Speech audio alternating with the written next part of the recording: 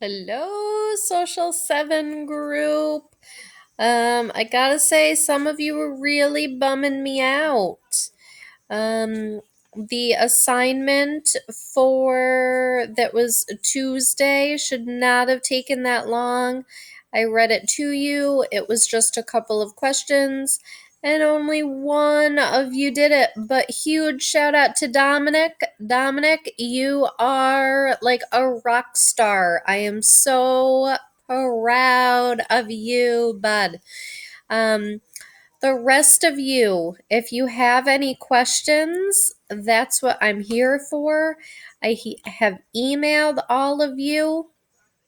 This is not a vacation. It's not summer vacation. It's not spring break. This is school until the foreseeable future. You need to do the work. On Tuesday, we read about Thomas Jefferson and Alexander Hamilton. And we read about how they went to the president, George Washington, when they needed to compromise. But we haven't really talked about how George Washington became the first president of the United States. And how that election, or well, just how that all worked. How did he become president? So that is what we are going to read about today, and then you're just going to answer a few questions in the Google form. So the first president, George Washington, was unanimously elected by the Electoral College in January 1789. John Adams became his vice president.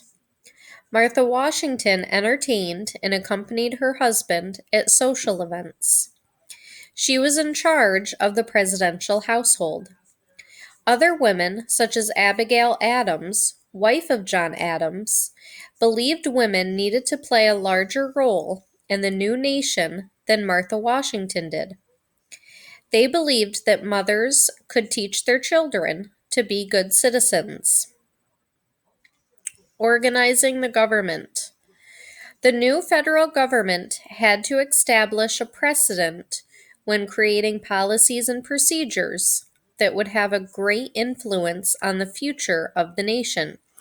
And if we go up here, a precedent is an action or a decision that later serves as an example. Congress formed departments in the executive branch to oversee various areas of national policy. Washington consulted with department heads or cabinet members who advised him. Our presidents today also meet with their key advisors. So that's what we talked about the other day.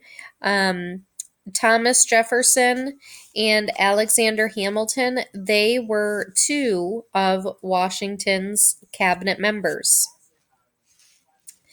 Congress passed the Judiciary Act of 1789. This act created the federal court system and the court's location. The president nominates candidates for federal judgeships. The Senate holds the power to approve or reject the candidates. Americans' expectations for the nation. Americans had high expectations for their new country. They wanted trade that did not have the limits put in place by the British Parliament. They also expected the government to protect them and keep the economy strong. In 1790, almost 4 million people lived in the United States. Most Americans worked on farms. They hoped for fair taxes and the right to move onto Western lands. Americans who lived in towns worked as craftspeople, laborers, or merchants. They wanted help with their businesses. Merchants wanted simpler trade laws. Manufacturers wanted laws to shield them from overseas competition. Most cities were small. Only New York City and Philadelphia topped 25,000 residents. New York City, the first capital, reflected the new nation's spirit. In 1792, some 24 Wall Street stockbrokers signed an agreement that eventually created the New York Stock Exchange. Okay, that's it. When this is posted in the Google Slides presentation, you will have these questions. You're not going to do those questions, okay? You can just look at this reading that I just read, and then you can go over to the Google Forms.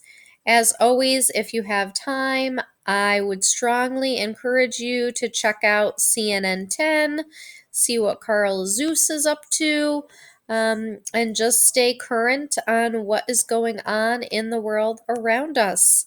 Have a great Thursday. Bye.